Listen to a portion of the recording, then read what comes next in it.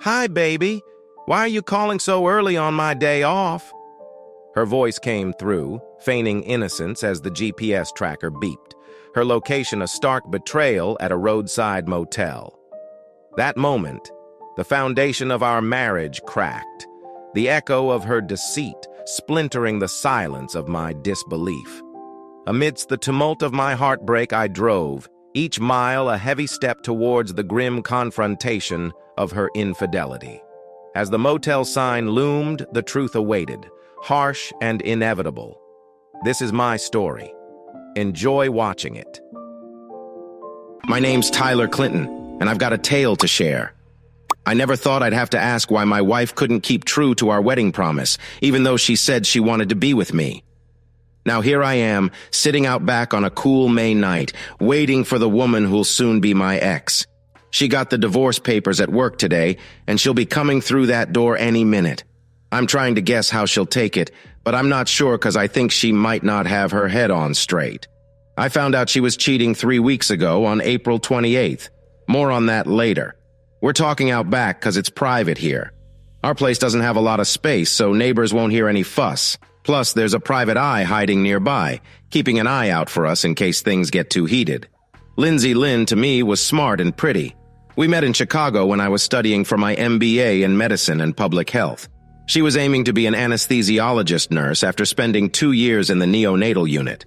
That job had tough hours and a lot of heartache compared to anesthesia. Nurses there work steadier hours.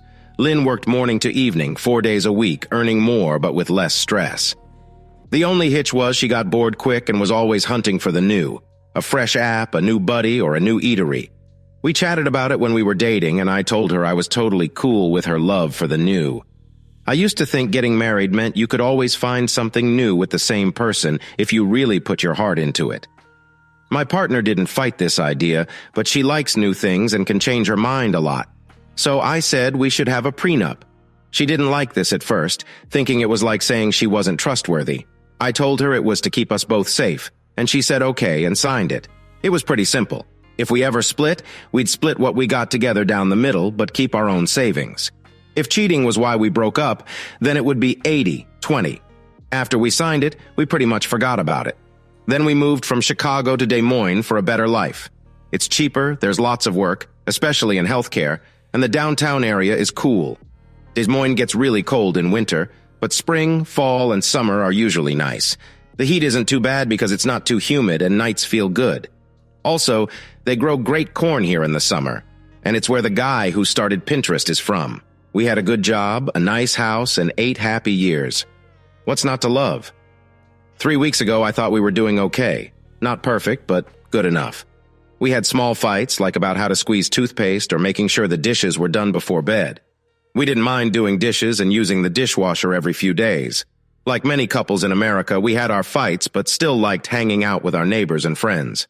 We could bicker over small things, but mostly, we enjoyed slow walks and long chats on the porch. We often went away for weekends to a cabin or to see shows in Chicago, Minneapolis, or Dallas. We were close, talking openly about what we liked and didn't like. At 34, we were excited about the idea of having kids and becoming parents. You might think Lynn let me down in private moments, but maybe you're shy to ask. Does Lynn win over every guy she meets? Did we think about not just being with each other? Did I see early signs that Lynn liked many partners? Was she getting back at me for being unfaithful? Was her other guy making her happy like a storybook hero? Was she with him for money? Let's go through these one by one. Lynn seems really happy with our life. I'm not perfect, but I do my best. We've never had big problems. Plus, she's funny and smart. She's tall, with hair that's blonde and brown. I didn't see any warning signs, but if I missed them, that's on me for not paying attention early on. Maybe I should have paid more attention to her wanting to try new things since we started going out. I've never been more than just friendly with another woman. About her guy, he's good looking, but not too much. He's tall, not too heavy, and fit. He has blonde hair and bright blue eyes. At 28, he's still studying medicine and has been trying hands-on in surgery for 2 months. Though he may earn well later, it doesn't pull me in since his partner makes $100,000 and I make double.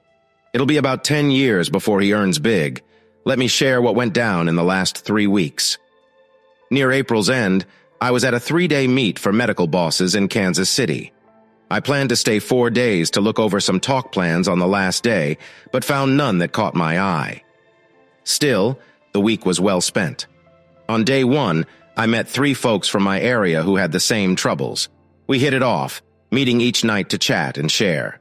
We made friends, swapped details, and had laughs over beer. By day 3's end, I chose to head home early the next day. The trip was under 3 hours, and I drove instead of flying. On Interstate 35, a chill road with light traffic, I listened to Dan Carlin's history show about World War I. Kansas City's got a great World War I museum given by its only president from Missouri. Carlin's facts were a big help for a tour I planned before the meeting, and for those who don't know, President Harry Truman shows what our nation is about. After taking my time to leave, knowing my wife was on a 3-day rest and eager for my return, I left at 5 in the morning planning a sweet surprise for her at 8. But when I arrived, I saw Lynn's car wasn't there. She drives a 2018 Honda Accord, shiny black with a pearl look, and parks it in the garage. Only when it rains, which hasn't been for a week. If her car wasn't there, she wasn't home. The GPS system that works with all iPhones let me find out her phone was near the airport. I was puzzled because we live in northeast Des Moines, close to the Harvester Golf Course. We picked this house for its short walk to the club we both liked. The airport is way over in the southwest part of town, making me uneasy. If she picked up, I planned to act normal and just ask how she was. I thought she wouldn't guess to check my spot on the app at such an early time. After 15 minutes with no answer, I chose to try calling her again and she picked up. My heart sank. "Hi, baby," she said with sleep in her voice. "Why are you calling so early on my day off?" I said sorry to Lynn, trying to sound cool. "I just miss you," I said. I had some time before my morning meeting and wanted to hear her voice. Then I heard noises that told me she was still in bed, just not ours. "Don't stress, Tyler. I'm always glad to talk with my wonderful husband. Seems like you're still in bed, so I won't keep you. Just wanted to say I love you and I'll be back for dinner tomorrow. Unless you want me to skip the last day and come home early? That would be amazing. But I have stuff to do as soon as I wake up. And then I'm having dinner with Kim and Sally. We've had it planned for 2 weeks, so I can't bail." These two are her work buddies, and she hadn't made it clear that she was not in her own bed. Thinking fast, I chose to go along with her story. "Okay, baby, I'll let you get back to sleep. Before you go, can you do something for me? Can you look in the top drawer of my nightstand and see if the pen you gave me for my birthday is there? I can't find it, and I'm worried I lost it. I think I put it in my shirt pocket," she said, wanting to go back to sleep. "Can I check and call you back before I go to eat lunch?" I knew that wasn't the right thing to say. Then I heard, "I'll look for it, but I'll be upset if it's gone and you lost my gift." My heart beat fast, but I tried to sound calm. "Sure, Lynn, just make sure to look." "I'll let you sleep now. Sorry for waking you up," I said. "Thank you, dear. I'll call you soon. I love you." I ended the call and walked to the car, hearing her say softly back, "I love you too." Hoping for the best but ready for the worst, I started my drive to the airport, 40 minutes from our home. I made it in 30 minutes, glad I wasn't caught for driving fast. I kept looking at the app on my phone. Her spot didn't move. If she had accidentally seen that I was close, we might have had a big fight. But I felt like she was too caught up in something or with someone to worry about where I was. Following the map, I got to the Hampton Inn. I found a spot to park near a DSMB, away from the other few cars. Getting out, I thought Lynn might spot my car and chose to move to the Quality Inn Hotels lot nearby. I parked where I could see the Hamptons entrance without her seeing my dark blue Genesis G70. Trying to keep my plan, I fought back tears. Was she really not true to me? Who was she with? And why? Did she really turn her back on our 8-year strong, loving tie? Had she been swept off her feet, and would she feel bad if others found out? Was there a good reason for her lies and backstabbing? If she had free time before I got back, she often went to the big hotel in town or the fancy one. But why go there when we have our own hot tub and pool at home? Plus, her go-to massage person was just a quick drive from our place. Nothing about this seemed okay. For about an hour, I was torn up inside until I saw her come out with Justin Banks. They were holding hands, giving pecks to each other as they made their way to the door. Seeing this young guy who's studying medicine didn't sit well with me. So charming, my wife. I quickly took a few photos on my phone as they shared another big kiss before jumping into his car. I met him 2 months back at a clinic visit. I'm usually good with people, making friends fast. But Justin came off as full of himself when Lynn introduced us. He gave my hand a too strong squeeze, like he was trying to show he was the boss. I remember my dad's tip to keep eye contact and have a good handshake. I wasn't taken by him. Our chat was stiff, and he seemed to smirk a lot. On our ride home, I told Lynn what I thought, but she didn't take me seriously. You know how some doctors can be, full of themselves? Justin's different, she said. There I was, sitting in the car park watching my marriage get shaky. Mixed up inside, I wondered, should I take this to court, hire a spy? I had to really think on what to do next. Solving problems is what I do for work. I tried to calm down and figure out a plan. After a bit of thought, I came up with a rough plan and made a brave choice. I saw that when they left the Hamptons, they didn't take any bags for staying overnight. This made me think they might not plan to come back right away. Maybe they wanted to grab a quick bite and then return for fun after eating. I used the Glimpse app to see they went to the closest diner, just 2 miles away. With a little time to spare, I went back to the Hampton and walked into the lobby. Lucky for me, it was empty, except for a kind woman in her middle years at the front desk. She smiled and said hello as I walked up. "Good morning, how can I help?" she asked. I glanced at her name tag and saw the ring on her finger. "Hi, Beth. I'm Tyler. I've got a problem, and I was hoping you could help me." "Nice to meet you, Tyler. Let's see what I can do." "You wouldn't happen to have a table to book early, would you?" she guessed. "No," I replied, shaking my head. "Did you see the couple that left just now? The woman with brown hair and the younger blonde guy, about 15 minutes ago?" Beth's face went from happy to concerned. "Yes, I saw them. What's going on?" she asked. "I hate to say it, Beth, but that woman is my wife, and the guy is her co-worker. I think they might be sneaking around behind my back," I told her. Beth looked at me, puzzled, and said, "I'm not sure how I can help with that, sir." People from Iowa are nice and mind their own business, but I pressed on. "I just need to peek into their room. I won't make trouble or cause a scene here. I just need to check something. I don't need a room key. Just for someone from the hotel to let me have a quick look inside. I don't want to waste time." I felt bad asking, but added, "You're married, you might get where I'm coming from." Beth paused, then said, "You seem honest. I thought they were a bit odd too, but I usually keep out of it." But she cared and wanted to know her name. Lindsay might have put it on her credit card, maybe a fancy one if needed. The lady was ready to share the card info, telling me not to stress. After I got the card digits, I wondered if the cleaning crew had been by, but Beth said no. She then called for Thomas, who came quick. "Hey, Thomas, gotta step out for a bit. Cover for me on floor 3, Beth said, giving Thomas a look. He seemed a bit shocked, like this was a big deal for him. "Sure thing, ma'am," he said. Beth gave me a nod to come along. We rode the elevator to the 3rd floor, quiet, both of us a bit tense. Standing at 319, Beth used the key, and I hoped the door wouldn't open. But it did. I walked in. Beth stayed by the door like she was ready to run if she had to. Inside, clothes were everywhere, a man's suit by the bed. I saw a blouse and skirt that made my heart sink. I decided to take pictures and a video, talking through what I saw. I'm no lawyer, so I didn't think how easy it could be to say I set this up. Still, I made a quick video trying to cover everything. "This is room 319 at the Des Moines Marriott Airport Hotel," I said, keeping it simple. It was 9:05 on a Thursday morning, the 28th of April, 2022. My wife, Lindsay Clinton, used her American Express Gold card to pay for our hotel room. I know it's odd, but I have a thing for remembering card numbers. Last night, Lindsay checked into this hotel with a medical student from her hospital, named Justin Banks. From what I could tell by how things looked and smelled in the room, it seemed like my wife and Justin were not loyal to me. From last night till this morning, I saw them leaving the Hamptons about 15 minutes ago, being really close and loving. I took photos that showed what was happening. After a quick look in the bathroom, I got my bags ready to leave. I thought about getting a DNA test done on some items, but I already had a good guess about what I would find. Also, I could almost hear Lynn's excuses for their being gone. When Beth and I got into the elevator, I started to feel really sad. Tears fell down my cheeks as Beth, a kind lady from Iowa, put her hand on my shoulder to comfort me. "I'm very sorry, Mr. Clinton," she said when we reached the lobby. I tried to get my wallet out, but Beth's strong voice made me stop. "Don't you dare," she said in a strong tone.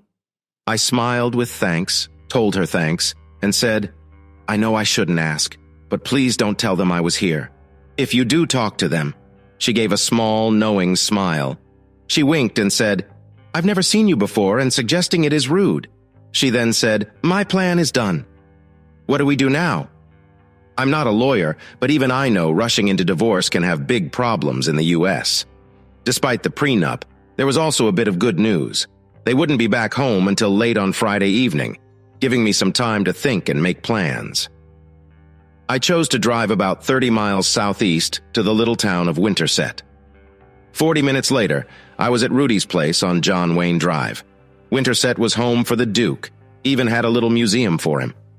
I recall going there as a kid with my dad, who loved John Wayne and knew all his movie lines by heart.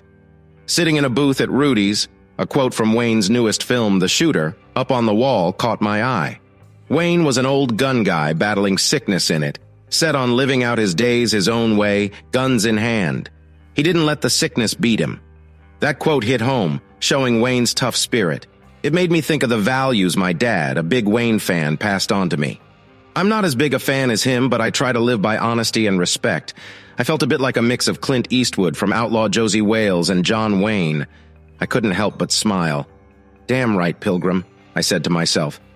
The waitress, catching my John Wayne act, just shook her head but played along in a Duke-like voice. "So, young man, you want something to eat?" I ordered coffee and a big breakfast. Enjoying my meal, I took a moment for some reading about cheating in marriages. I found articles about spouses cheating. Experts say it's usually not just once, but a pattern. In the U.S., it seems women who cheat do it more than once.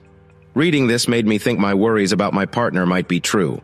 I knew I had to look for proof and think about what to do next with my marriage. I knew I couldn't stay married to a wife who wasn't true to me, even though I could forgive her and still love her. The trust was gone for good. I had to get help to find proof, even with a deal made before we got married. I had to talk to a lawyer who knew about money stuff. It was also key to get checked for any bad diseases because of the risk. With only 36 hours to act fast, I needed to move quick. After eating breakfast, I left a big $1.50 tip for my $1.16 meal, hoping to make someone's day better in Des Moines. As I walked out, I texted Lynn to say sorry for finding a pen in my bag. Her text back made me want to yell at her, but I kept my cool and just sent a cold reply. 2 hours later, I was sitting with Mr. Templeton at his office. I had met him before at a charity thing, and he knew a lot about family rules. He got back to me fast and listened to my story. "I'm real sorry, Mr. Clinton," he said. "Thanks," I said. "Please, call me Tyler." "All right, Tyler, I'm Edward, but call me Ed," he replied. "Thank you, sir," I said back. "Tyler, I don't mean to be harsh. Legally, this might not look good for you. Not having kids might help, but without proving fault, you might need to talk to your wife to show the court your marriage is truly over. If your pre-marriage deal was done right, you might not lose money, but it's not sure. I think you should see my workmate, Sharp. He's good with divorce stuff. He'll have Diana, his helper, set things up for you." An hour later, I was sitting in his office. It was clear from the start that Eli Sharp was true to his name, even if he wasn't tall. He might have been short, but his love for swimming shone through. Since he was a kid in Indiana, swimming had been his thing, breaking many school records. In just a short chat, I learned he swam for 6 hours every week. His whole life, Eli had shown that being small didn't mean you couldn't win. He brought that same spirit to his job as a lawyer. He listened well, asked questions that dug deeper, and came up with a few first steps. "Are they staying in the Hamptons now?" He wasn't sure. "No worries, I'll find out." He picked up the phone and made a call.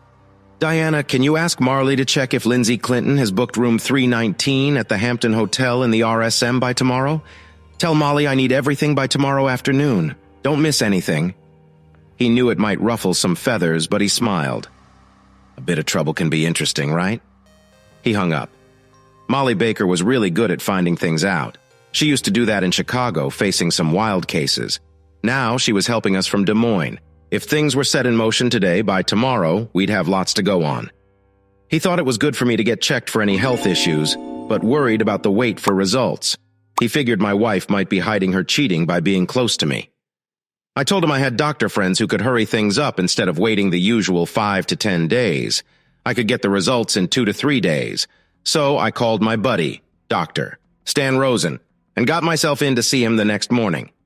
Eli got me to meet with a special accountant from their team the next day. He told me what to bring, and on that list was our before-marriage deal. He also said if my wife came back home that night, I shouldn't try to see her. We'd handle it once we got all we needed, but that might not be till next week. It could take a few weeks to be sure she was not faithful, which might not be great for us legally. But it won't harm our business. Most judges here still look down on cheating, so we must act right. Be kind and respectful. If your partner wants to talk during the weekend, act sick to dodge a fight. Apart from that, all normal.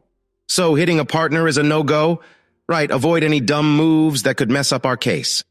Of course, I got you. We then shook hands and I left. I wish I could say I shared how hurt I felt, but that'd be a lie, as I still had stuff from the trip. I didn't want to go home. So I went to a different gym, got a day pass, and worked out till I felt steady. Then I took a long steam and shower and checked into the Hyatt Hotel downtown. I quickly ordered room service with a bottle of Maker's Mark. After my second drink, I decided to turn off my phone and hide it. I knew with booze I'd likely lose it, and I didn't want to risk calling my wife. I was full of tears, anger, and sadness. Eventually, I passed out. I woke up at 7 in the morning with the worst hangover since my college days. Despite feeling rough, I pushed myself to hit the gym, taking a deep swig from my glass filled with ice and more beer. Thinking back on last night, it seemed that dog had a sixth sense because after showering, I started feeling like myself again. I spent an hour at Starbucks working on a laptop on some money report for my tax guy. By 8:30, I was in Rosen's office, quickly filled him in on the situation. He took some of my blood himself and said he'd take it to the lab. The results would be kept secret and only have my name until they need to be shown for legal stuff. Is this your first time doing this, Doc? No. Darn it, pal, he said, trying to sound like John Wayne. Seems like everyone around here is into John Wayne. Maybe I'll hear back by end of tomorrow or maybe Monday. He didn't want to rush the lab, folks. No worries. Thanks. After that, I went back to TSN, sat down with Lois Montgomery. She went through all the info, checked my money stuff closely, and spent almost 2 hours on it. It felt as awkward as a doctor's checkup. When we finished, she took a long breath and filled me in. Well, Mr. Clinton, it's a mix of good and bad. A prenup will keep 80% of your stuff safe if you divorce because of cheating, but it seems you can only split your home in 2. You won't need to pay for kids, but you might have to split your retirement money and savings. I thanked her for agreeing to make a detailed report and promised to have it ready for Eli by day's end. With thanks, I went upstairs to see Eli Sharp. When I got there, he was talking to a woman who seemed about 40. Molly looked nice. She had short brown hair, deep eyes, and a friendly smile. Her handshake was strong and her look was sharp. It felt like I had to be honest with her. Molly's jacket was on a chair and a gun was on her belt. This made me think I should stay on her good side. After some nice Iowa-style hellos, she got right to it. Mr. Clinton, your wife is seeing a young doctor student, Justin Banks, with help from a good lady named Beth. I put listening and seeing gadgets in their room at the Hampton Hotel, she explained, stopping to glance at her notes.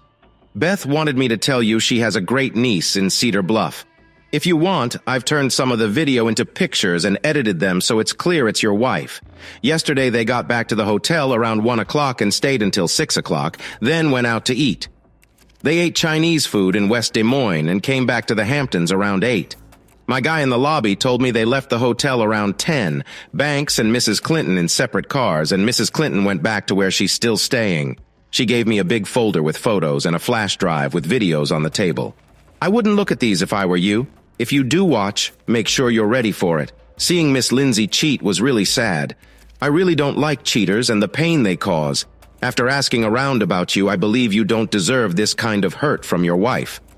After swapping a few more ideas with Sharp about what we plan to do in the next few weeks, she stood up, put on her coat, shook my hand, wished me good luck, and left the room fast. Sharp then pulled out a special bottle of Knob Creek and a shot glass from his cupboard to help me chill. I knocked it back in one go. Ready to keep talking, we got into different bits of the mess, like the news from my last blood test and how the split-up might hit my wallet. "What's your biggest aim?" Tyler asked sharp. "What matters most to you when all this is done?" I paused to think, then spoke. "I want to get out as soon as I can. I'll wait if I have to and won't rush things, but just thinking of being near her makes me upset. It's very key for me that we stick to the deal we made when we got married. I'm okay with splitting the house and the small stuff, but I don't want her getting money off me. Plus, I need to keep what's left of my pride. I need it to be clear that she cheated, not me. We didn't just drift apart. I'm not going to sue the hospital because I work there too. And I don't think Unity Point Health is at fault. But I want everyone to know I'm leaving her because she went behind my back with Justin Banks. I plan to make Banks regret what he did. And though I doubt I can make the hospital kick him out, I hope he ends up driving a UPS truck in Goodland, Kansas." Sharp listened and nodded along with a mix of hope. "We'll make sure everyone knows why you're splitting up. But that won't stop the court from trying to get you both to talk it out to save the marriage. If your partner doesn't want a divorce, it wouldn't be odd if her lawyer tries to slow things down in court. They might think this will make you change your mind. It is smart to think ahead about any bad effects this might have on the hospital's work. Though a hospital can cut down on bad outcomes by making new students follow rules, it's not sure to work. Tyler, you need to head back home very soon. You might find a way to stay away for most of the weekend, but you should return as quickly as you can, acting like everything is fine, as if your life hangs on it. Be cautious not to let slip any info if you think it might make her upset before we're ready. I'm sure you'll stay clear of Banks no matter what. If you start to feel beaten, I'll ask Molly to watch over you for some time. I told the lawyer I'd listen, even if it means having to keep quiet no matter how much it bugs me." It was Friday afternoon when I left Sharp's office. I sat in the car for 30 minutes, trying to think of a way to get home without risking too much. I couldn't come up with a good plan. So I just went for it and found myself driving back on Route 35, heading towards Kansas City. Lynn was expecting me at home by 7, so I knew I had to move fast. After about 90 minutes of driving, I got to the small town of Bethany, Missouri, and stopped at a local tire shop. A guy in his 40s named Ed was there, leaning on the counter, with a shirt that had his name on it. He looked happy, lost in a Sports Illustrated magazine, and clearly didn't want to work late. Ignoring how he felt, I approached him, and he asked, "How can I help you?" I said, "I need 4 new tires." Ed sighed, thinking about his boss's plans for the season. It seemed the strategy was more critical than making money. He stood up and walked over to the car. "These tires are still good," he said strong. But Ed looked mad. He didn't know what real mad was. "Look, Ed," I said, "I care a lot for my car and money's not an issue. Can we get new tires or not?" He mumbled as he went inside and opened his desk. "Year 2005? Not today, but tomorrow by 10 in the morning I can have them," he said, pulling out a small math tool. He did some math, showed me it would cost $1,455 in all, with shipping, putting them on, and tax. "All right," I said. "Go for it." He looked confused, but made the order. "Okay, see you in the morning," he said. And I left before he could say more. He went back to his magazine. I hit the road and found a room at the Super 8 motel for $8 a night. I fell on the bed and called Lynn. "You're nearly home, I can't wait to see you," she said. After 2 days with Justin, she sounded happy. "I'm sorry, Lynn, I'm late. Hit some stuff on the road from a big truck. Now I'm stuck in Bethany, a small place in Missouri. They can fix my tires, but not till tomorrow. I won't get home till noon. So you could ask Justin to stay over," I thought but didn't say. "You okay, love? Anything hit the car's front glass?" "No, I'm good. Having Taco Bell now and breakfast tomorrow. I'm sorry for the wait, Lynn. I feel bad, but it's good I'm safe. I miss you lots and wanted to see you tonight. But I can wait till tomorrow. Just stay safe and come back to me soon." "Yes, Lynn, I'm worn out, still shaking off what went down earlier. I'm gonna knock back some beers I snagged from Jiffy Mart, then crash. Catch you tomorrow, okay? Take care, Tyler. Love ya. Night, Lynn." I guessed lying more was in my future. "Love you too," I said, meaning it. But deep down, I wasn't there yet. Not sure if she caught my drift, but right then, it didn't matter. I hit my desk and tore open what Molly had passed me. Inside, proof of my wife's cheat with Justin. After pulling myself together and wrapping up the night's biz, I hit the spot where it all went down and plugged in the flash drive. Sitting through an hour of hurt, anger started to bubble up. My head hurt so bad. My wife's choice to step out on me wasn't just shocking.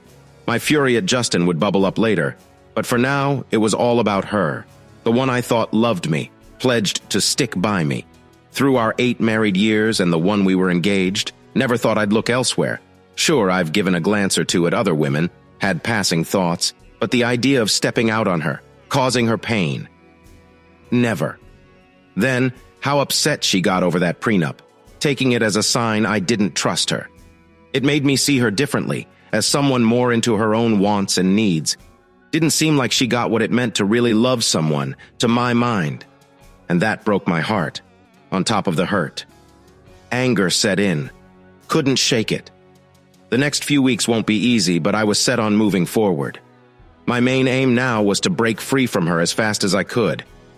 And as for Dr. Justin, her so-called hotshot, he had to face the payback too.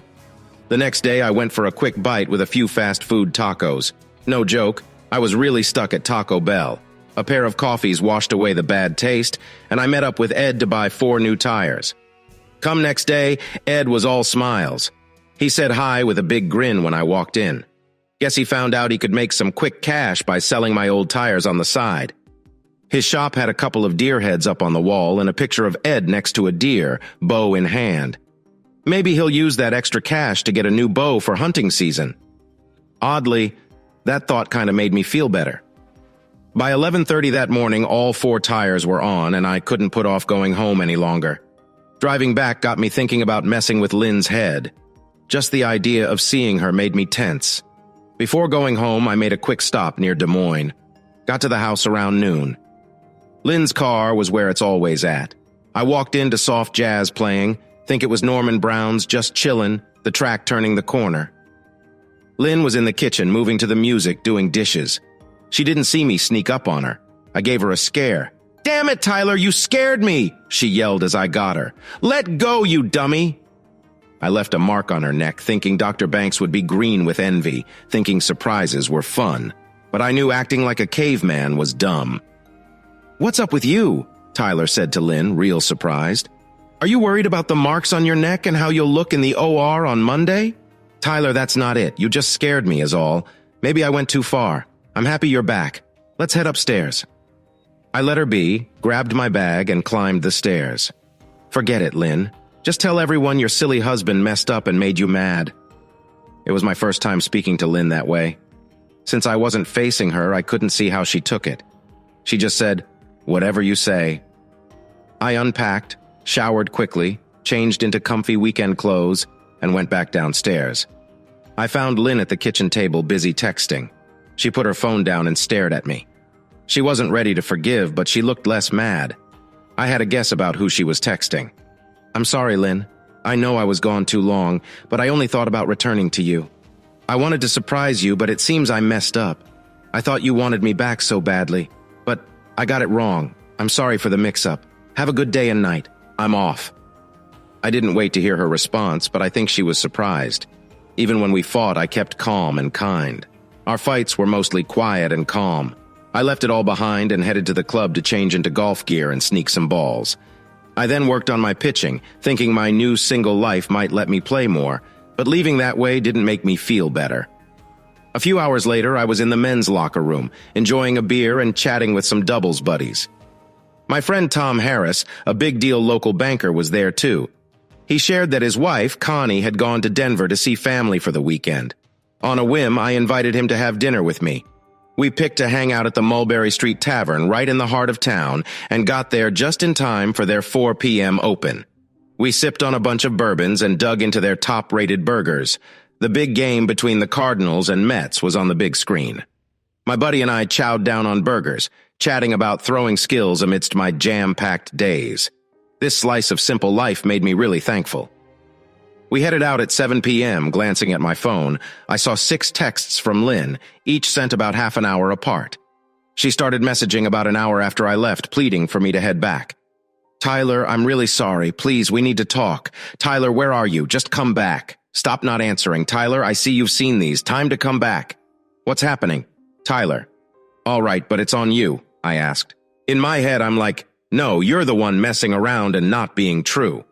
I kept quiet and chose the local movie theater instead. Caught the new Fire Starter about a kid able to start fires with her mind. I daydreamed about teaming up with her for some bank heists. The movie wrapped up just before 10 and I headed back. Getting to ours, Lynn's car was nowhere. Not shocked, I guessed she ran off to her side guy for comfort. I thought, might as well hit the club for a few more drinks, then home by 11:30. But Lynn beat me home, found her sitting on our bed. Thanks for ditching and ignoring my texts. Where'd you jump off to? She was all firm, acting like she was wronged. I laid out my night, a club dinner with Tom Harris, then catching a film, coming back, hitting the club solo because she wasn't around, and then back again. When I asked her where she was, she looked away and said she didn't have a home to stay in. When I asked if she was with someone, she paused before saying she met a buddy at the cafe to celebrate. I asked who the buddy was. Does it matter? We need to talk about what happened before. Okay, let's talk. Tyler, I'm sorry if I got upset, but you scared me with your anger and I got confused. Your moves were a shock and made me defend myself. I didn't like your touches. Most of what I feel for you is respect, and your acts didn't show me love or respect. Lynn, I get that I shocked you, but I thought you meant you wanted us to try new things when you said you wanted more excitement. I want to change things, Lynn. Let's just go wild and do something crazy. How about we go off to a hidden cabin in the woods or fly in a hot balloon at sunrise? Let's get the thrill and fire back in us. We're stuck doing the same old dinners and beach trips, but now's the time to do something new and light up our spark. Let's make memories that will wow us and test our love story. I can't trust what you say. It doesn't add up. Maybe it's true, but not like this. That's wrong, Lynn. I know what we talked about, and we can't twist the past. If you changed your mind, say so and don't make things up. And don't say you weren't hinting at being close. Tyler, why are you so hard on me? And stuck in your ways? I might have talked about it, but why did you push me against the counter or leave marks on my neck? Lynn, do you remember what you had on during our chat? Why does it matter? It matters to our talk. I just got done with yard work, showered, and left the room. It was a side of me you hadn't seen, and we talked a lot. How do we go from this to being all lovey on the beach? Pick 10 married guys and tell them this tale. Ask them how they see your invite. If 9 don't talk about what I did today, I'll get you any car you want. Tyler, this is nuts. It's not just fair, but also spot on. When you get dressed up for your man and ask him to make your life exciting, it doesn't mean you're asking for romantic stuff. Again, you twist the truth to make yourself look good and me bad. Tyler, you're not giving in won't help. Maybe we'll leave it, and you'll just come to bed and hold me. I'm sorry, Lynn, but that won't do. If you're not happy with how I am, okay, I won't try anymore. But don't act like you don't know and blame me. You seem to care more about others seeing a mark than how I feel. I don't want to fight for you, so I say I was wrong. Night, Lynn. With that, I went to the guest room. Tyler, come back. I'm not done talking. Damn it. I ignored it, thinking my first try at dropping hints worked. I stayed away from talking to her, not wanting to show my hand. I really doubted she was putting together the truth. She was too scared to think that I knew she was cheating. There were days we didn't connect in our marriage, but Sunday was extra cold. We stayed away from each other. We barely spoke. I spent the morning at the club, and after lunch I did some yard work. I went to bed early. When she came into our room, I was asleep. I'll sleep here till you say sorry, Tyler, she said. Okay, Lynn. I won't fight about it. We can take turns in our room. It's for both of us. Today I stay. If you don't like it, there's always the other room. I'll be in the main room tomorrow and you can have it tonight. I don't like your plan. Sleep in the other room till you change your mind. Lynn, you don't always get to decide. We're equals. I'm sleeping here tonight. Do what you want. She called me a bad name and went to the other room. The week went on like that, barely talking. She tried to annoy me, but I didn't talk much. On Monday, she told me about a bad day at work when her coworkers joked about a love bite. On Tuesday, Stan Rosen, our doctor, asked me to see him. He said I have a light case of chlamydia, but it didn't worry me much. He said men often don't feel sick and it's easy to fix. He asked how I got it. I said it must be from my wife. I trust our doctor. He keeps secrets well. I have been true to my wife since we got engaged. But last Thursday, I found out she was seeing another guy. I guess she got sick from him, unless there's more I don't know. I sounded sad telling the doctor this. He felt bad for us and thought we had a strong marriage. He gave me medicine called azithromycin. So, like I said before, things should go fine. But I need to talk to Lynn and we can't hook up for a while just to be safe. Man, this isn't a huge issue. But I'm in the middle of big changes and gotta talk to a lawyer before I tell my wife. This infection isn't gonna kill anyone, but if we ignore it, it could lead to big health trouble. It might even mess with a gal's chance to have kids. If Lynn caught it not long ago, we might be okay. A few weeks isn't perfect, but the longer it's not dealt with, the riskier it gets. Tyler, you gotta think about being responsible, even if you're hurting. Keeping others safe matters. Stan, you're right. I hate thinking I'm being careless because I'm in pain. But I gotta ask, since I haven't felt sick, could it be too soon for her to know she's got it? Yeah, some ladies might not get sick, but that doesn't mean it can't hurt them. I can't tell you what to do, but waiting more than 2 days is a bad idea. He said he'd take the prescription to the drugstore, a place I seldom go. I was thankful to him for looking out for my good name. An hour later, I was talking to Eli, my lawyer, telling him everything. He chuckled about how I tried to handle it. But when we got to talking about STDs, he got serious. This really complicates things, he said, clearly worried. Even for a tough lawyer, being careful matters a lot, especially with risky health stuff like this. His lawyer joke made me laugh, though. The doc said we had 48 hours, but I thought it best to move fast within 24. I planned to chat with trusted pals and promised to meet at 8 in the morning sharp. Lynn didn't make it home until 10 at night, way after her work was meant to end at 6. If she thought I'd ask where she had been, she was wrong. I was too caught up watching the TV show Only Murders in the Building when she walked in and glanced my way. She let out a big sigh and went straight upstairs, not saying a word. Usually she'd sit with me, munching on popcorn as I handed her a glass of white wine. The hard truth hit me hard then. Things between us were over for good. It hurt to know she had been unfaithful. Still, part of me couldn't let go of my love for her. I grieved the loss, knowing she was gone for good. The next morning, I was in the TK&K meeting room. Sharp, Molly's detective, and Mick Sawyer, one of her lawyers, were there. I shared my worries about the timing, but said it was time to make a move. We all agreed that new info on health risks meant we had to act fast. I said I had thought about how to tell Lynn. The plan was to surprise her before dropping the bomb. I figured I could spill the beans without letting on it was me who did it. The folks at the table looked unsure but kept quiet, waiting to see what I'd do next. What if I told Lindsay Clinton's baby doctor about her sickness in secret? Wouldn't the doctor have to tell her then? After you folks could prove it was me who sent the note, and Molly would back it up with the when and where. I aimed to do this right and with trust, since my doctor said there was a 48-hour window to act. I tried to reach him in under 30 minutes. It seemed risky, but she might get the medical help she needs. Can she stand up in court? Molly and Mick held their breath as Sharp thought it over. After a quiet moment, he decided it wasn't perfect, but it wasn't the worst idea either. You might look small-minded, but you're not really careless or a lawbreaker. It all depends on the situation and the judge. This might work out. Don't do this, Tyler. This is not a good idea, Molly said. I think Molly's right, added Mick. Tyler. MC grinned. You don't have to go through with this, Sharp said. In the end, she'll know it wasn't Banks's plan. Any judge will ask who knew what you did and if they tried to stop you. That person should be you. She'll figure out you know about her secret. Give me a day or two to prepare to meet her. Thanks for the advice, but I've made up my mind. As soon as I leave here, I'm going to call Dr. Pamela Connors, I said. Then I want to be there as a witness, Molly said. I don't want to think it was all done without checking. We talked about some more things before I left. 40 minutes later, Dr. Connors got a strange message from someone she didn't know. Molly Baker, a private eye, was on the other line. Dr. Connors, I'm keeping who I am a secret, but I know that your patient, Mrs. Lindsay Clinton, has chlamydia. Now that you know, I hope you'll do your job and help her get better. Thank you. After I hung up, I broke the phone and later threw it in a pond a few miles from my home. No one saw me break Iowa's trash laws by dumping the phone. Molly drove to Dr. Connors' place. A black Honda parked nearby and Lynn got out. The car was messy before she went into the office.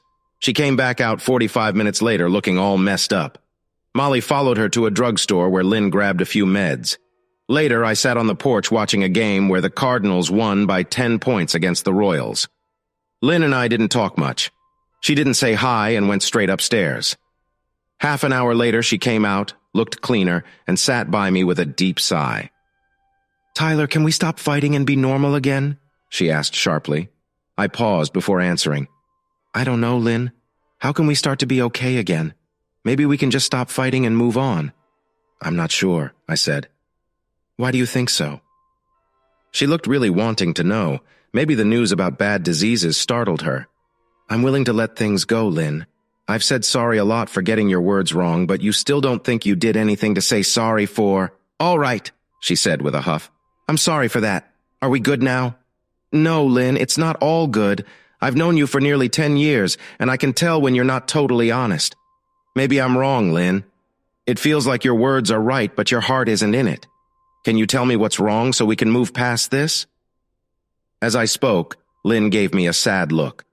I was ready for her to maybe say she cheated, even with past sorries not being real. I still hoped maybe I got her wrong. Could I find a way to forgive her and fix our marriage? The idea scared me, but I pushed those fears away. Our future was on thin ice because of what Lynn had to say when she got mad again. Her eyes showed her real feelings. She kept blaming me, making it clear we were done. "You're just too hard-headed, Tyler Adam Clinton," she said. I said sorry, but she tossed it back at me, saying it wasn't good enough. She kept saying I had driven us into a corner and it was my fault. If we couldn't mend our bond, "Well, Lindsay Abbott Simon," she said, using her own last name. "I'm sorry you feel that way, but by the look on your face and how you talk, it's clear you think I'm at fault and you're not. You seem to think I'm stubborn and too full of myself. So I dare you. Find just one friend of ours who truly thinks I'm too proud, who doesn't admit faults or say sorry. Then I'll see your point." She got up, glanced at me, then walked into the house. I let out a big sigh, knowing it had been a week since I found out she had broken our marriage promise. The next weeks were going to be tough, and I had to start looking at options. The next day, I was in my boss's office. Connie Silverton was known for being fair but also strict. This probably helped her become the CEO of a big medical place. Even though it was hard, I shared my situation with her, needing advice and support to get through the next 2 weeks until I could hand Lynn the divorce papers. Connie was both professional and kind. She felt bad about what I was going through and shared her own story about her parents' split when she was young. Before she offered to help, Connie made it clear how important it was for me to keep focused on my job during this time. She knew a big storm was coming and told me to hold on tight in these tough times. "Connie, I want you to know even if things get rough in the next few weeks, I really love my job and the folks I work with. I'm happy I can keep helping you out. Even though I'm hurting, I'm staying strong and won't let the lady who let me down wreck my career. I'm all in to work for you since I trust you to be straight with me. I heard about the meetup for hospital money bosses happening next week in Washington, and I plan to join. Thanks for standing by me. Before, I said no to going because it cost a lot. But this year, I feel it's good for the team if I go. The meetup goes from Monday to Thursday noon. Since your family's on the East Coast, why not say yes to joining and then spend the weekend with them, your treat? How's that sound? I'd give you a hug to say thanks, but I remember you might not be into that. Plus, I don't want to upset Mike. Mike was a tough, retired Army guy. Your kind acts won't be forgotten and you won't regret helping me." She showed me a kindness I'd never seen before. "I'll get the paperwork done today, Tyler. If you can get back by next Sunday, I'll give you a week off. Now go think about how we can strike a deal with the nurses' union. They're playing tough." I stood, nodded, and promised to handle it. "Boss, if I can cut our costs by 5% for the next deal, can we talk about a bonus at the end of the year?" When she got serious again, I knew it was my cue to head out. Only 3 days to the conference, and with some luck, I won't have to wait too long after getting back to hear what happens next. Despite not being sure, I managed to finish my tasks and even made Jody Meyer from the nurses' union upset by showing her plan was wrong. I thought to leave her be until next Monday. Thinking over it, I guessed she'd be in more trouble when her folks find out she's got no deal or hope. On my way home, I called Dad and my brother to say I'd be around next weekend and wanted to meet up. I wasn't sure if I should tell them the bad news, but felt they'd get it and have my back once they knew everything. Before hitting the road, I rang up Elaine Sharp's lawyer. He quickly told me to pull in 1 or 2 helpers to catch some proof of someone being false. When I got home, Lynn wasn't there, which was odd. But then, odd things were the norm for me lately. It was her second day off in a 3-day break. Weird we had 0 plans. By then she was likely out having fun with Justin or some other guy. That's when I first thought she might be seeing others. Perhaps things weren't so grim. What if Banks had someone who was being untrue to him? I thought of sending Banks a sly note to watch out for his love, so I don't end up hurt. With all this in mind, I decided to go out for a run. In high school, I ran cross-country but was never top-notch. Running 3 to 5 miles a few times a week helped clear my mind. My regular path took me to the golf course and back, with a few tough hills for extra hard work. I pushed myself harder today, aiming to tire myself out so I could sleep better. When my life fell apart, I had to keep going, with no time to think about it all. Running let me sort through my thoughts, but it was tough to shake off the sadness over Lynn cheating on me. It's been 9 days since I found out the woman I loved doesn't love me back. Finding out she wasn't true hurt a lot. As I went up the first hill, I thought about my part in our failing relationship.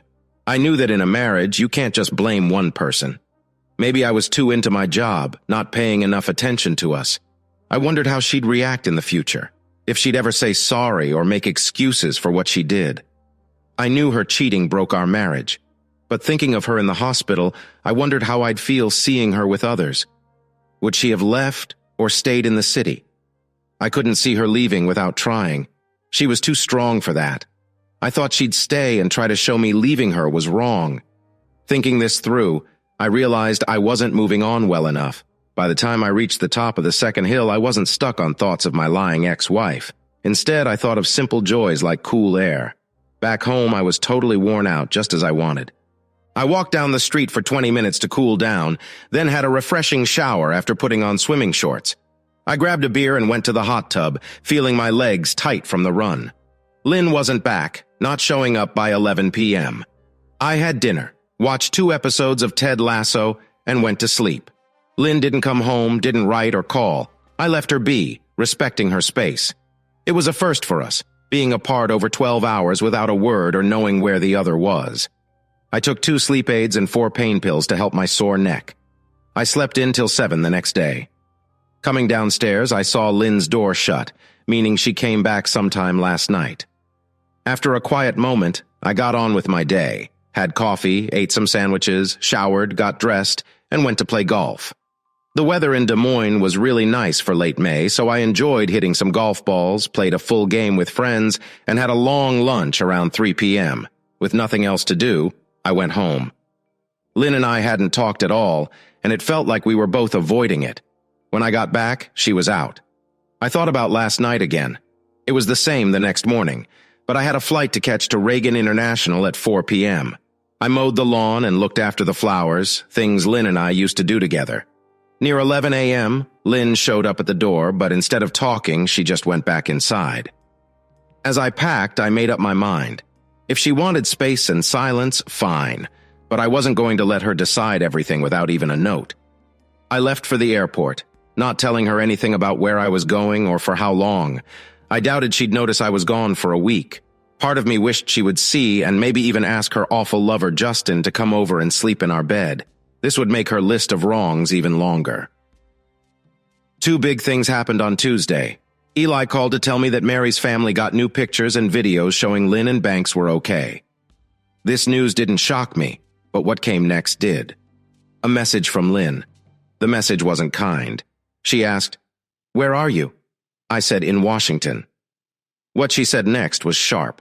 She blamed me for not telling her I was at a meeting for hospital finance bosses, all because Connie asked me to go. "Every night you came back home very late and didn't talk to your husband who had been waiting since the early morning." "Where were you all this time?" She dodged the question. "Tyler, I was so scared something bad had happened to you. I can't believe you made me worry so much. Why didn't you just drop me a text?" "I texted you, but you never got back to me."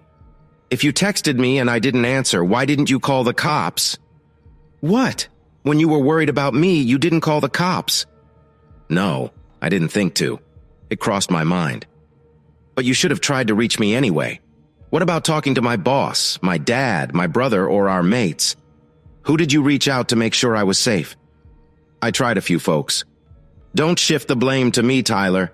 Tell me, who did you try reaching out to so I can check? I won't take harsh words from someone as uncaring and sloppy as you, Lynn. You might think I'm uncaring and sloppy, but at least I'm not a liar like you. If you really cared, you would have texted me, but we both know you didn't. You would also have called our mates, work pals, or family, which we both know you didn't do. Where were you last Friday and Saturday? I asked, feeling a bit mad. You need to tell me the truth, dear wife. Your not telling makes me sad. Tyler. Lynn, you find it hard to say what you did. And one more thing, I'm really mad at you. There was no sound on the phone. Did she think I knew something? Did she feel bad for lying? I thought about if she knew she did something wrong. I felt hot and sweaty like I had just run a lot. I got myself together, showered, and went to the meeting. The next week was okay, even though my heart hurt. I met new people and talked about important stuff. The weekend with my dad and brother was tough, but good. They tried to help me and understand, but they couldn't really get how I felt. My mom died 3 years ago when she was 63. My dad was there, loving her for more than 40 years. My dad felt my sadness, but not my upset feelings about Lynn. He thought I was being too hard. But my brother Elliot, who's been with Mary for 11 years and has 3 kids, seemed happy. They still looked at each other with love and worked out their problems.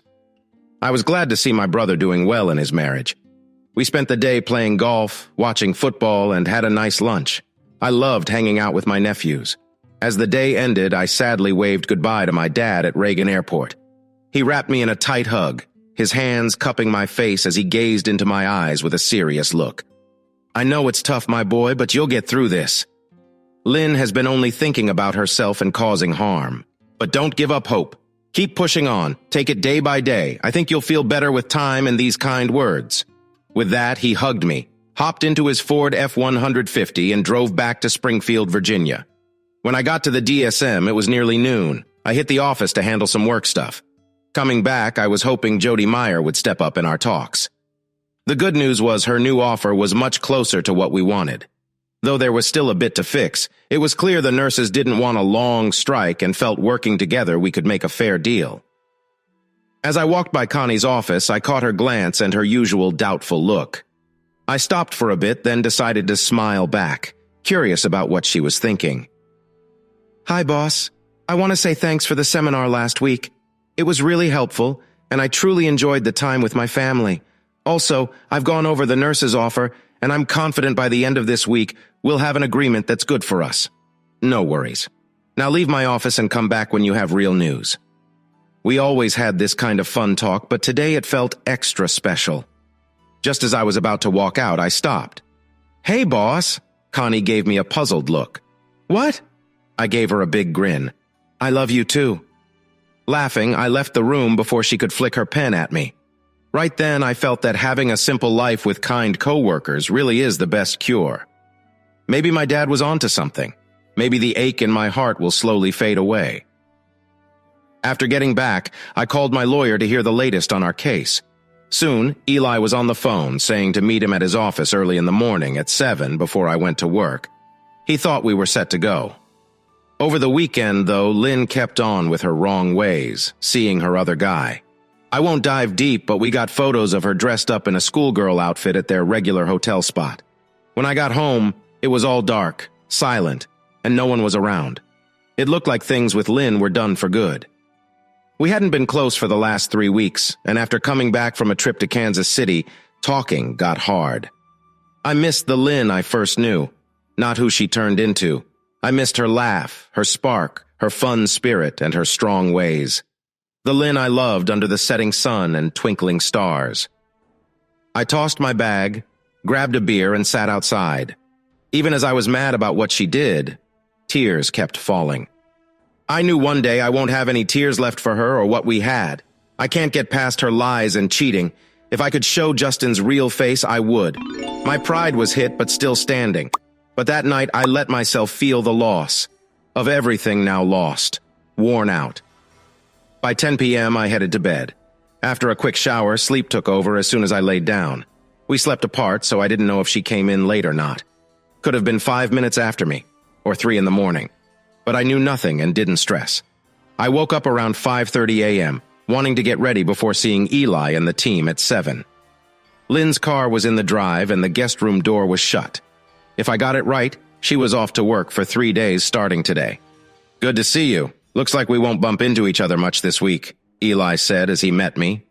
Along with him were super sleuth Molly and her helper Peg. Molly welcomed me with a grin while Peg asked if I wanted coffee. After talking a bit, we dug into the mess where Sharp was the key name. "We're aiming to confront Lynn this week," Tyler explained. "Molly has found enough to show your wife was not true to you. Just going over the same stuff won't help us anymore.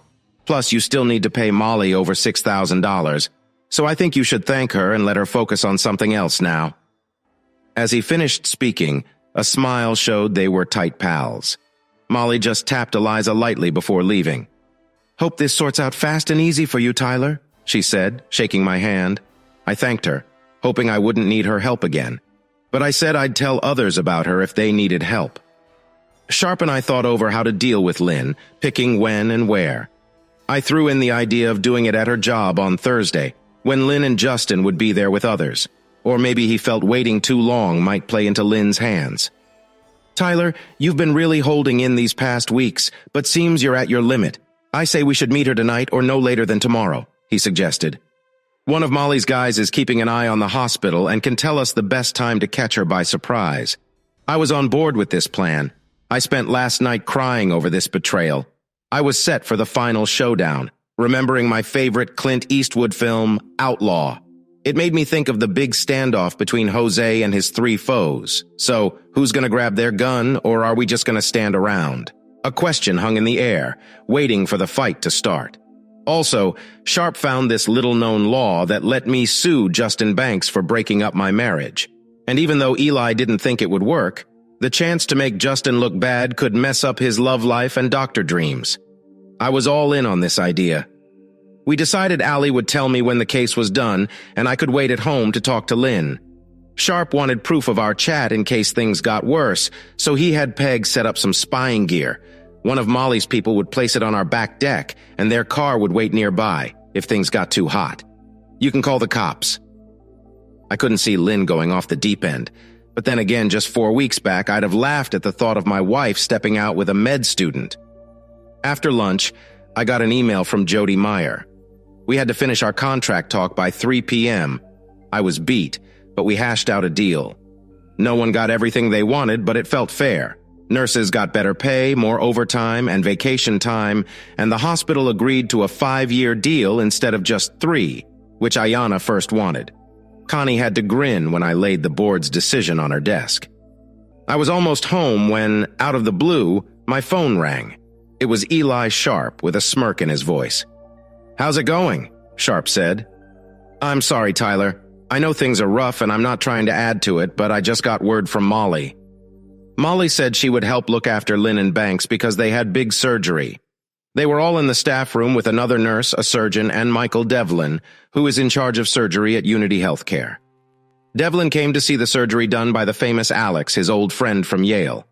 While Devlin and Greer were talking, Molly walked in. Her usual sharp tone made Banks, the medical student, look upset. She got too close, making him stand up to ask if she was lost.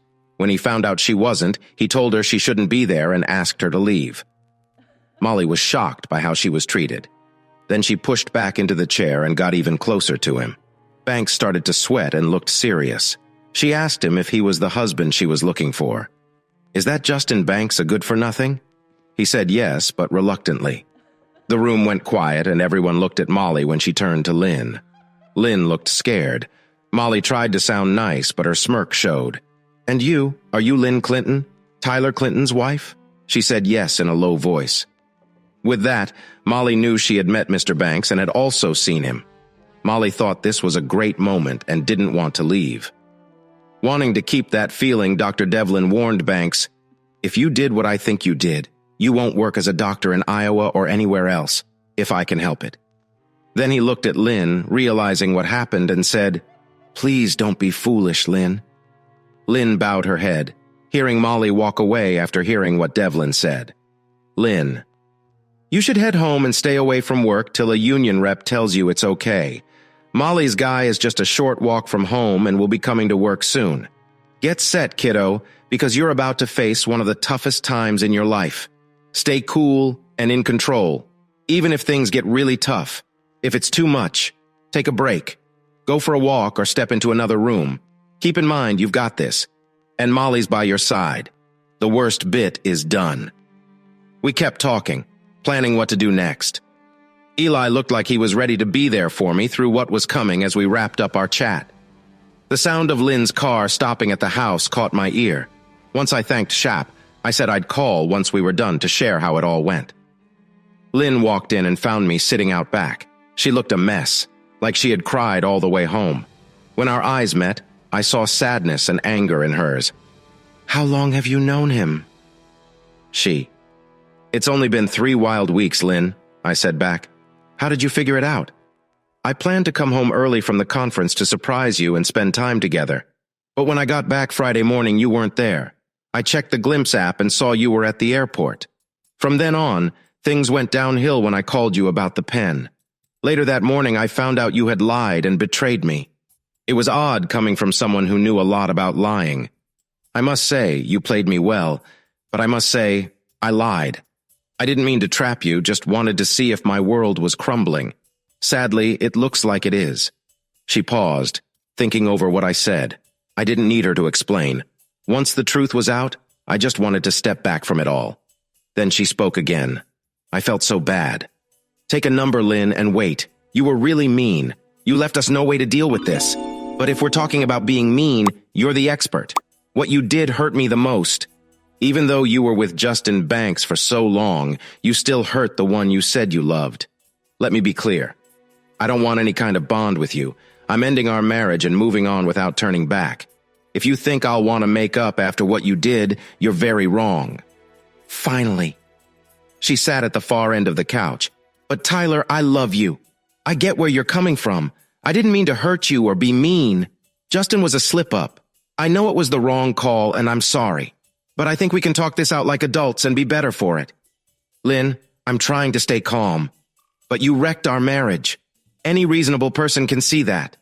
I've seen the photos and videos of you at the Hampton Inn airport. You can't expect me to ignore the pain and betrayal by acting like a heartbroken wife. I'm amazed you chose to spy on Justin and me. Why didn't you just talk to me when you found out? I would have stopped seeing him right away. Your choice hurt me a lot. Lynn, I really regret spying on you. We shouldn't have had any secrets, especially about cheating. How can I trust what you say now? What you did isn't something you see every day, Lynn. Look in the mirror and face reality. I wasn't sure if my wife, now acting clueless, got any of that.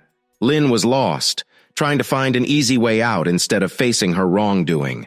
Every time she spoke, it seemed like she was just saying things that made no sense. Tyler, we don't want a divorce, right? We live together and work at the same hospital. What will people say? It would be so bad if we split while being so close, and thinking about our work friends knowing all about it is too much. Please, see how this will hurt us both? Lynn, since that Friday morning, I've felt so ashamed. Seeing you leave that hotel with him after you lied about where you were was too much. Divorce will actually be better for me. It will show everyone your true colors. I don't even care if he was the only one you were with. I can't trust you anymore. I'm glad we don't have kids. The thought of them being around you makes me sick. Why stay married if there's no respect? Tyler, what can I say to make you see that Justin was just a mistake, not real love? I know I messed up, but I do love you, and I won't ever look at another man again. Well, Lynn, you must be dreaming if you think your months of cheating and lying and then giving me a disease from him are things I can just forget. No, Lynn, I can't forgive you, and I'll get a divorce as fast as I can, no matter the cost. I'd rather be poor and alone than stay in that big house with you. The hurt you gave me is too much, and I won't be near you again without family and friends by my side.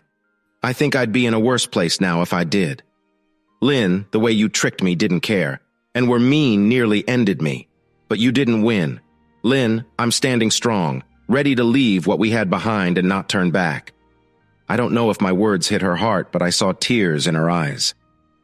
"I'm so sorry, Tyler," she said softly, then went up to our room. When I saw how serious my choices were and what they led to, I told her, "Sorry isn't enough to make it all right, Lynn." 6 months passed and we ended our marriage. We agreed to sell the house and split the money. We shared everything else too, but there was no extra money for Lynn from me, because the judge said no. Her lawyer tried, but the judge stopped him fast. "Mrs. Bannister, your client should feel lucky Tyler is giving her half. I don't like cheaters and she can't be trusted. She'll get what's hers by law. That's it." "Don't push it," the judge said, ending it. Maybe that's just how I saw it. To end, I'm Connie Silverton, and I was there for Tyler Clinton when he was in the hospital. Connie and her husband Mike really cared about how tough things were with my tricky wife. Even after the divorce was done, I had a hard time. Lynn kept bothering me and made the court stuff drag on. Luckily, Eli Sharp was right by my side, helping me through tough times even when money was tight. I got through it all strong, skilled, and younger. I hoped she'd see the light one day. It's been 3 years since we split, but I haven't started dating again. Yet I've got friends who have my back, including a girl from Cedar Bluffs who caught my eye. And Beth Lindsay? She became kind of an outsider at the hospital. The married nurses wouldn't chat with her, and some others saw her as an easy target due to lies spread by Justin Banks 6 months after we split. She retired and moved to Denver, started working in a hospital there. About a year later, I heard she remarried a promising young surgeon and was doing well. She met some of our old coworkers at a seminar, showing she felt much better about herself after leaving her past behind. Then there's Tyler Banks. Despite being good at his job, some doctors avoided him because of what happened. Justin, too, was left in the cold, even by the most friendly doctors. After finishing his training, he struggled to find a good job. Banks ended up at a small hospital in Frankfort, Kentucky, earning much less than he could have. He married a lovely woman from the South, and rumor has it they've been happy for 3 years. But there's more. Last night, Mike, who used to be in the military, asked me over for dinner. It was a bit odd for him, but not totally surprising. We had tasty grilled steaks and great wine for dinner. After we ate, Mike suggested we all sit in front of the big screen in the living room. Connie and I looked at each other, puzzled, not knowing what to expect. But Mike, standing tall like he was back in the army, spoke to us like he was in charge. It was just Tyler, Connie, and me. He made it clear that what we were about to talk about was a secret, just for us. I nodded along with Mike, knowing deep down that whatever we saw would be locked away and never spoken of again. Connie looked like she agreed, so I just said, "Okay, Mike, whatever you say." Then Mike opened up about a bad thing that happened nearly 4 years ago. A lady and a nasty man did something terrible to a friend close to him and Connie. We spent hours and hours talking about how it wasn't fair and hoping for things to get better. I made a lot of friends in high places during my 24 years in the Army, people who could help out. I ended up owing a lot of money over the years, and in the last year, I had to borrow from many places. When we sat down to watch the screen, we saw 2 videos that left us stunned for the next 20 minutes. The first one showed Mrs. James Thaddeus from Denver, Colorado. Known before as Mrs. Tyler Clinton, she was crying and yelling at her husband. She was upset, asking how he could cheat on her after being loyal all their marriage. "Today I found a video of you cheating at the Hampton Inn Hotel. I'm so mad at you for destroying what we had. Get out of my house." Dr. Jim left, and Lynn was left crying alone. She held an envelope with the message inside. Cheating hurts, doesn't it? In the second video, Justin Banks was standing alone in a quiet part of Kentucky. His young wife was crying while showing some shiny pictures that proved he was unfaithful. Banks was then faced by 3 scary men, one of them dressed as a sheriff. "Did you think you could hurt our sister and we wouldn't find out? You're in trouble now," one of them barked. Banks hit the floor, crying hard. A man in a suit saw this, and Tyler, a buddy of Clinton, got a message from columnist Silverton. Then another clip came up showing a young lady who looked a lot like the one from the videos and photos. She gave a soft smile and looked at the camera. Job done. Hey, listeners, if you enjoyed watching this video and want to stay updated with our latest content, don't forget to hit that subscribe button and turn on notifications. You won't want to miss out on what's coming next. Thanks for watching, and see you in the next video with Queen Cheating Tales.